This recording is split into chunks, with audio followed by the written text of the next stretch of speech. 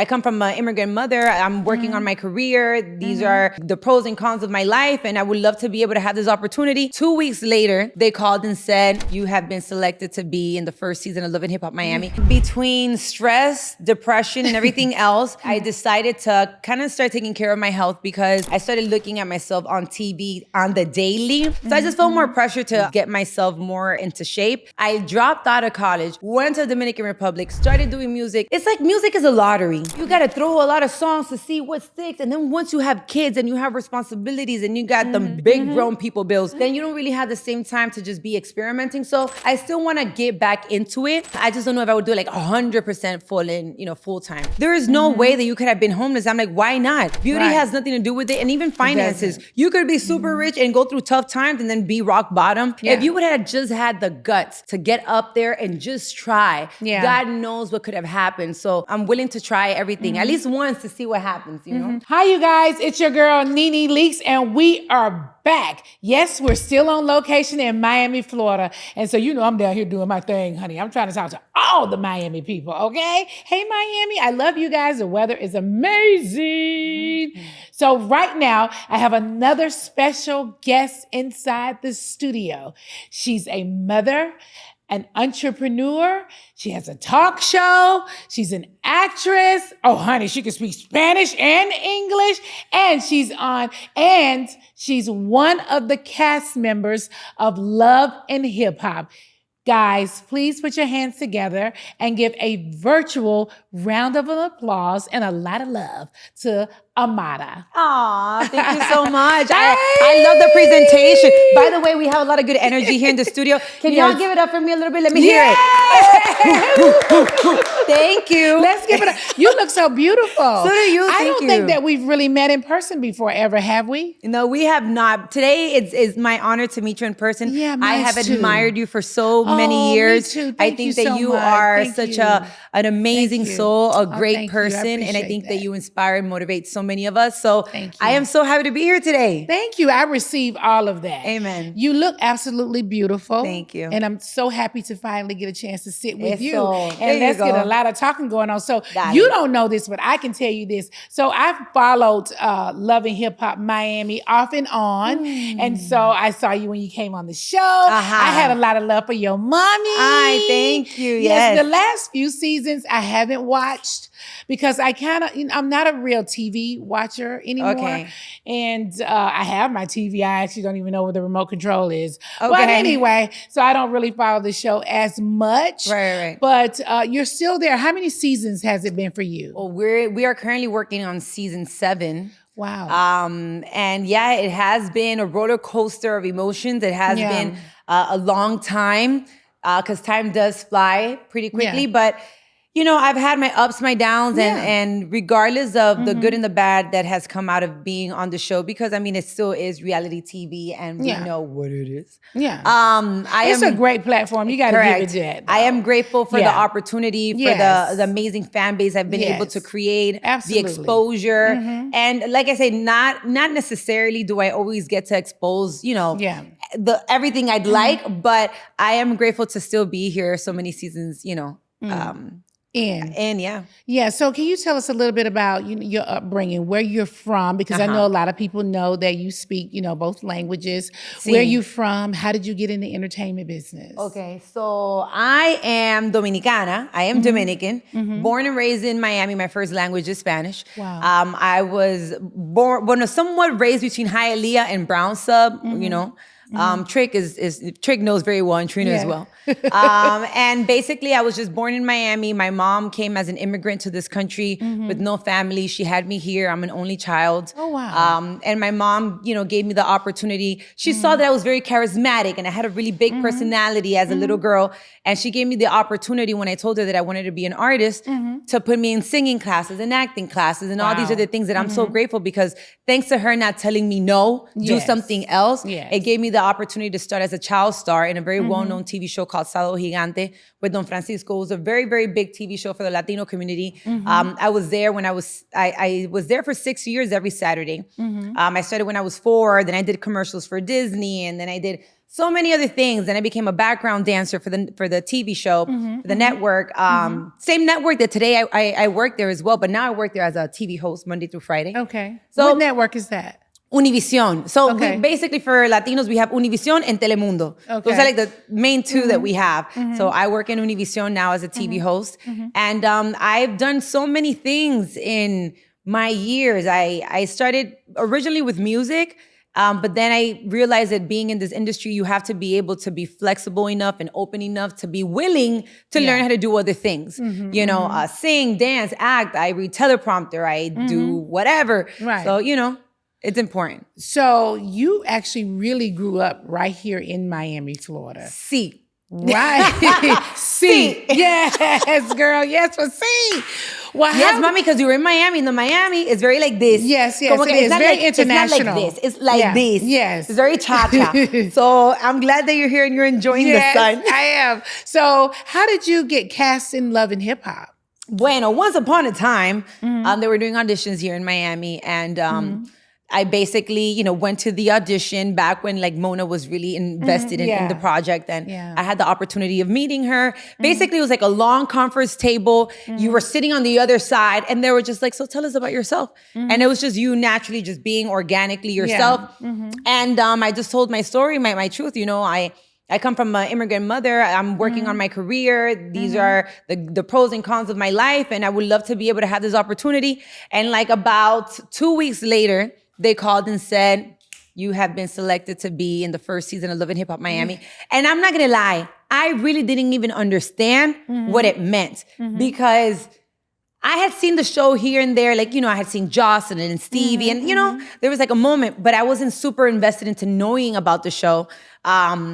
And then, I got to do my research and I realized that I was going to have to get ready because... You had to get ready. Yeah. So when I look at Love and Hip Hop, I feel like, baby, you got to be ready. You got to be ready because... You got to be ready. It's going to come with all types of things. Yes, it's going to be a great opportunity for you to expose your music and all those things, but then you also have to be prepared for the nonsense that comes with it. Yeah, there is a lot that comes with it, right? Mama, right. listen. So you've dated since you've been on Love and Hip Hop a little bit here and there. Oh, here and there, you know what I'm saying? Yeah, which I love. I'm a Libra. I'm a hopeless romantic. I believe in love. And no matter how good or how bad things may have been, I never want to stop loving, you know? Yeah. I may not necessarily be loving the right people, right? You know, but I always mean well, and I always have good intentions. So, I love love as well. I think it's a beautiful thing, and so there's no better feeling, mommy, than waking up in the morning with that morning text, and you feel good inside. You can't wait to see them,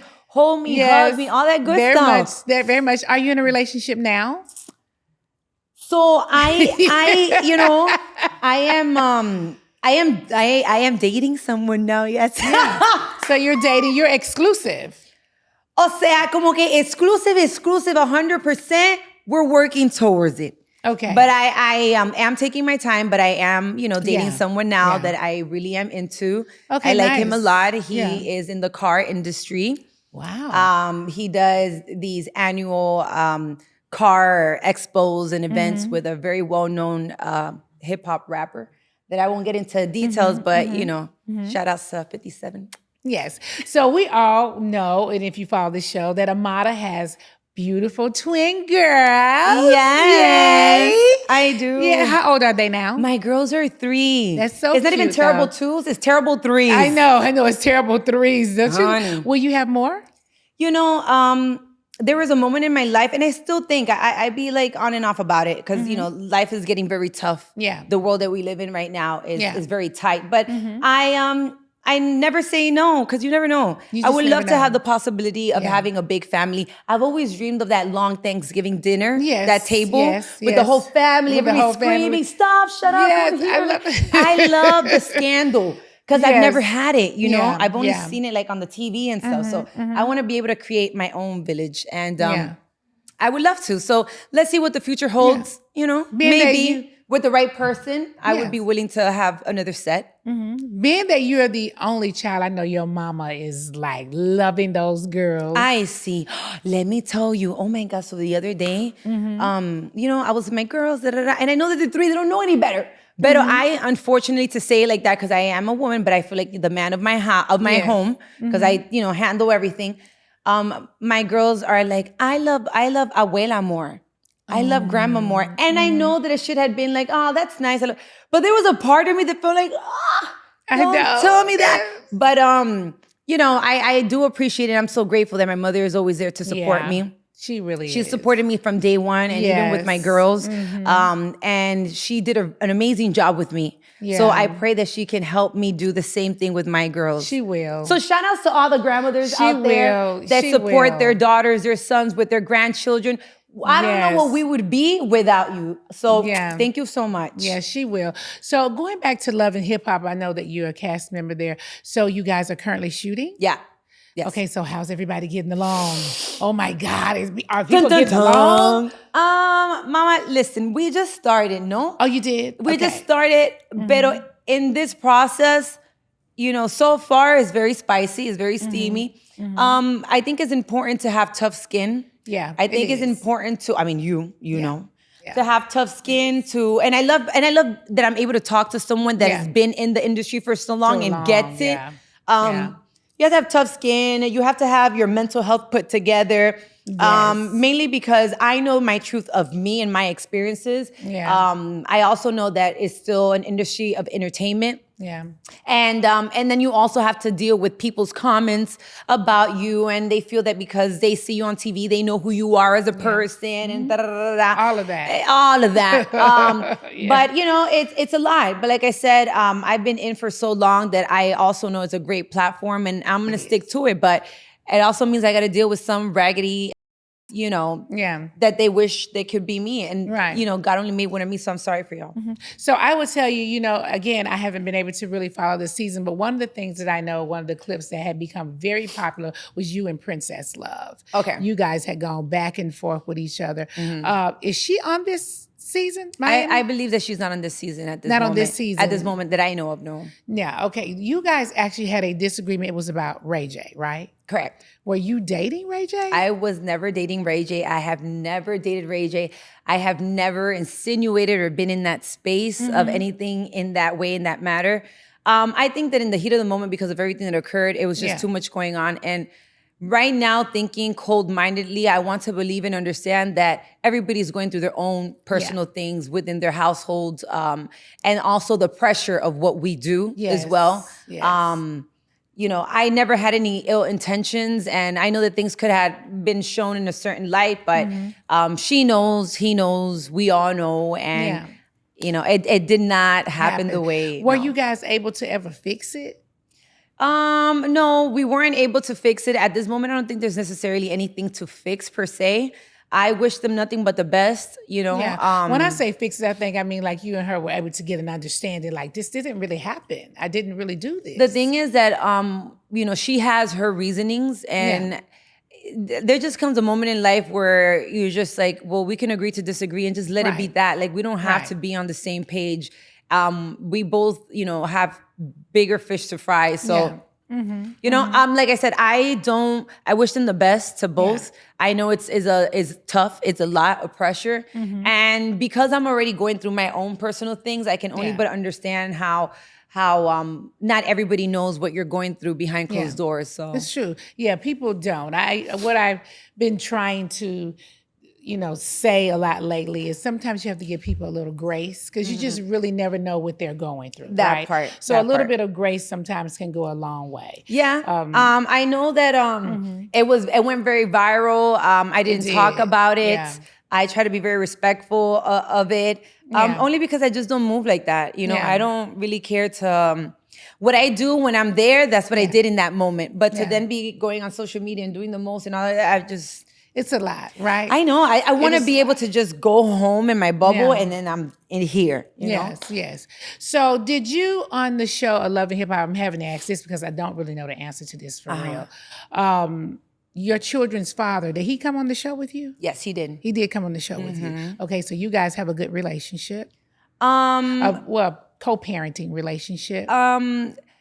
I respect him as a father of my children, and I only but wish him well. And whenever the possibility, maybe in the future, of us being able to talk and be in a better space happens, I would, I'm gonna be with open arms to receive that. But at this moment, he's the father of my daughters. And that's it. Yeah. Okay, so Amara, everybody, know I think you've had your twins, and now you are a lot smaller. What did you do? What did you do? Tell us the secret. So between stress, depression, and everything else, I decided to kind of start taking care of my health, because I was in a place where everybody was calling me, you're thick. Oh, that's sexy. You thick, you this and that. But once I started also doing the TV show that I do during the day, I started looking at myself on TV on the daily in comparison to everybody else. And the aesthetics from one scenario to the other platform are completely different. Maybe in one show, they like you a little bit thicker and a little bit more curvy. On the aesthetics that they look for more on this side is more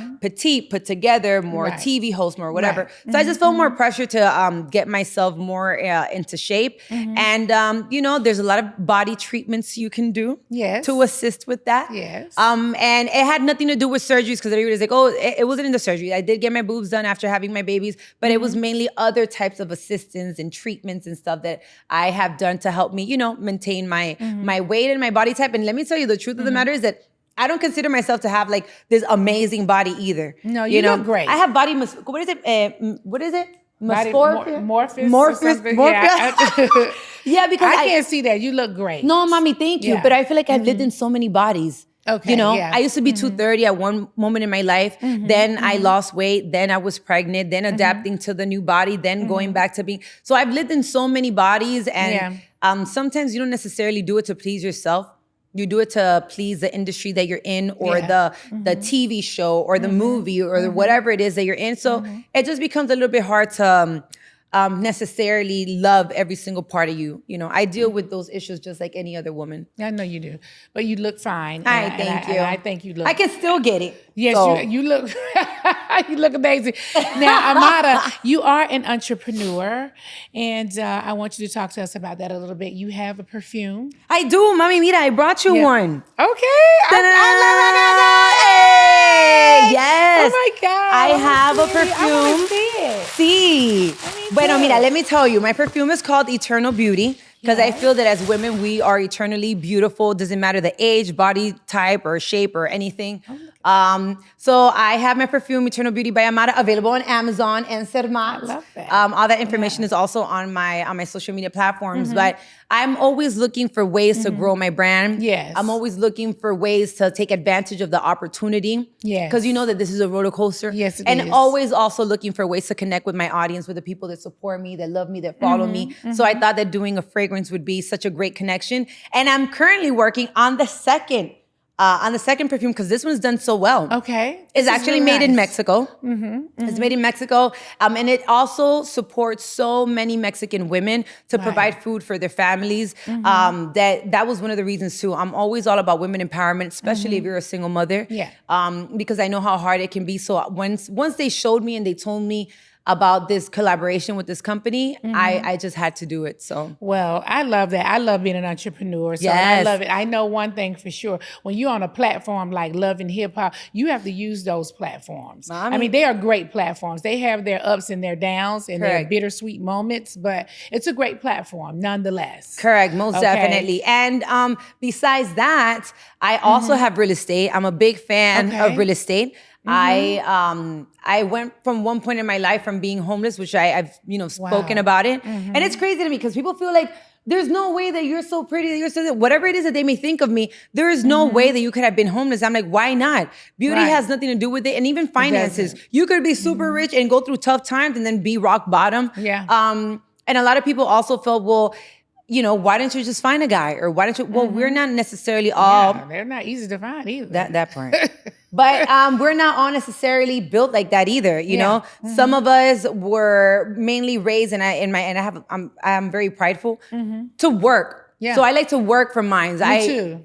I don't want to be like, because I gave you this. No. I work for it, and you know what I mean? Right. Even exchange. But yeah, I went from being homeless at one point in my life to now having so many properties in the Dominican Republic for the most part. That's where I have all my real estate. I love to cater to tourists and everybody else, So I have Airbnbs and lease and villas and apartments and all those things. And I have invested my money very well. I also have a construction company, which I still haven't done my first project. But I pray and hope that maybe by next year, I can start my first project. So that's very good. Amen. Thank you. We were talking about your daughters earlier, and I meant to ask you, are you teaching them both Spanish as well? Claro, mi amor. Yeah. Mira, oye, en mi casa solamente se habla español. Okay. Nosotros no hablamos inglés. Ellas nada más ven inglés en la televisión. Pero en mi casa solamente hablamos español porque su abuela y su abuelo tampoco hablan inglés. So what I said was, that in my house, we only speak Spanish. Oh. Because my mother doesn't really know English like that, and my father doesn't either. So in the house, you have to speak Spanish. Okay. So you watch English, when you watch whatever cartoons or whatever, or when you go to school. And then if not, then I try to put a lot of Mandarin at the house because I dream of my girls learning how to speak Mandarin. Wow. So I would love that for them. And I already found a private teacher, but I have to wait till they're like 4. So I'll wait. Very nice. Very impressive, honey. I want to be able to stick I'm just strictly English. No, honey. Mommy, mira, if you stay here for a little bit, Miami is very like that. You're going to pick up on some things. Yes, it is. Yes, it is. I can tell you that. In my Uber, I couldn't even talk to my driver. I had to get my app out and, and start, talking to my driver. Really? It was that bad? Mm-hmm. He was just pretty much like, I don't know a lot of English. Really? Okay, well, hopefully you won't have to go through that again because a lot of us speak a lot of Spanglish. Yeah. Como que, you're able to understand this. So also you have another show that you're on, the other talk shows that you're on. How did you get on those shows? So, because I call myself a todóloga, which means someone that's able to do, everything or many things. And I had the opportunity of also auditioning for this TV show called Desiguales, which is basically, it's almost like The View, like The Real is a panel of women, and we talk about immigration laws, and we talk about women empowerment, and we talk about menopause, and we just, we talk about everything. Yeah. And I wasn't necessarily prepared, once I saw that teleprompter, and then you have that ear, I love the teleprompter. Until you get yourself adapted to it, you have this teleprompter and you're just not talking about anything. You're talking about important, news, right? And then you have this piece here and then they're telling you, in 5, 4, 3, look it to the right. And remember to ask this question. We're about to go into a loop. And you're still reading. It seems easier, but once you're really into it, you respect those that really do that for a living because it requires of a lot of, it does. Brain control. Right. So I do that during the day, which is so funny because during the day you see me all super composed and it's like a different version of Amara. And then once, nighttime comes and I go into love and hip hop. Love and hip hop. It's like, it completely changes. And it completely changes. So it's being able to have the balance. Two different things. But you know what? I am grateful to be able to have the power to manage both and to be able to cater to two different audiences. Yes. Because to me, that's important, especially being an entrepreneurship, like in the entrepreneurship environment, being able to do more than one thing and not just in one language overall, opens a lot of doors. So if for any X or Y reason something is not working in this side of town, I'll just be like, right. Hello. Okay, Amara, so I have a few fan questions for you. One question says, her music career, how were you able to get into the music business? Okay, so the music, I started taking singing classes and getting into the music when I was about 6, 8, always shout out to my mom for supporting me. Thank you, Mommy. And then from there, I left college, which I was in college for funeral services, which is so awkward. You would never think that, right? Yes. But I went to college for funeral services and ended up changing to business administration. In the process of that, I, was reached out by a musical band in the Dominican Republic that was like, listen, would you like to be part of a band? And I was like, yeah, sure. I dropped out of college, went to the Dominican Republic, started doing music fully professionally there. And then in 2013, I had my first musical hit called I. That opened many, many doors. I was able to tour all over Europe, all over the place, Ecuador, Honduras, everywhere. And then years later, I continued doing music, but then I signed to an independent label, which, I'm grateful for the opportunity as well. And then I got that hit that everybody remembers that they saw on Love and Hip Hop Insecure. Yeah. So, but I love music and I still do it. It's just that it's like music is a lottery. Yeah. You got to throw a lot of songs to see what sticks. And then once you have kids and you have responsibilities and you got them big grown people bills, then you don't really have the same time to just be experimenting. So I still want to get back into it. I just don't know if I would do it like 100% full time. Yeah, because I was about to say, are you with the label? No, mommy, I'm indie. I've already had 2 divorces and I'm traumatized. Right. It's okay. So, no. I don't think I can do it. I can do a team. Yeah. You have, a manager, Sure, you have this, lawyer, or that, your which I agent, don't. I do everything on my own. I don't have a manager. You do? I don't have a manager or nothing. Oh, no. Mommy, that's special. It's very hard. Mina, I don't sleep. Yeah. Mama, I don't sleep. And I got 2 little kids and this and that and that. Yeah. Well, that was one of the questions they wanted to know. How are you able to juggle motherhood and business at the same time? Are your children in school? Yeah, my babies are in a Montessori. They're still little. They don't even start pre-K till like next year, but I still have them in the system. But the truth of the matter is, I'm going to say something that I'm sure a lot of mothers can relate. I am grateful for the opportunities that God has blessed me with but in life, you can't necessarily, at least that's what my mother says, you can't always have your cake and eat it too. Yeah. And in order to be the successful, strong woman that has built an empire of real estate and TV and music and all the things that I do, part of the sacrifice is not necessarily being with my daughters as much as I would want to. Yeah, and I know that a lot of moms, feel guilty sometimes of not being able to be there all the time. And even though they're little now, I feel like I'm sacrificing now so they can have a better future. Absolutely. Later on, mommy's gonna be there for you and everything you want. But right now, I gotta build it while it's hot. So, it's kind of hard to juggle. And even when I'm exhausted, I still make time for Chuck E. Cheese. I still make time to go out, to go to the beach and do those things. And I'll be there like mad, like bored, tired. I can't do it. But as long as I see them happy, I'm like, okay, I did my part today, as a mother, okay? I'm definitely one of those moms who have felt a little bit of guilt. Like, I always had a career, did I mess up somewhere with my kid, Do you still feel a little bit guilty? Sometimes I think, maybe I should have been more hands-on, I don't know, but just as a mom, I'm just always thinking. But did you feel like that before, or do you still feel a little guilty sometimes? So I still feel a little guilty sometimes because one of the things that I did was I worked and I gave my kids everything. Like I didn't want them to need or want for nothing. Okay. Now I don't think that was the best thing to do. Tell me, no, everybody, this is a learning moment. I don't think that was the best thing to do.